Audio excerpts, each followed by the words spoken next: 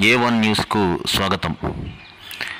కూటమి ప్రభుత్వం అమలు చేసే పథకాలు ప్రజలకు అందేలా అధికారులు సమన్వయంతో పనిచేయాలని పల్నాడు జిల్లా ఇన్ఛార్జి మంత్రి గొట్టిపాటి రవికుమార్ ఆదేశించారు.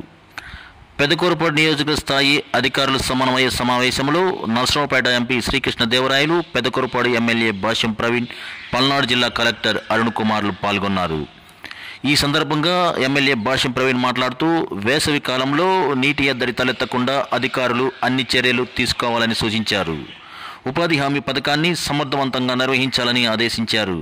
లిఫ్ట్ ఇరిగేషన్లన్నీ సక్రమంగా పనిచేసేందుకు చర్యలు తీసుకోవాలన్నారు.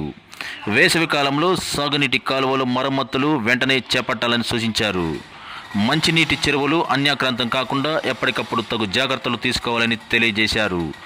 అమరావతిని పర్యాటక ప్రాంతంగా తీర్చిదిద్దేందుకు అవసరమైన అన్ని చర్యలు చేపట్టాలని, అందుకు ఎప్పుడూ తన మద్దతు ఉంటుందని, అందుకు అవసరమైన ప్రతి కార్యక్రమాన్ని ముందుని నడిపిస్తానని తెలియజేశారు.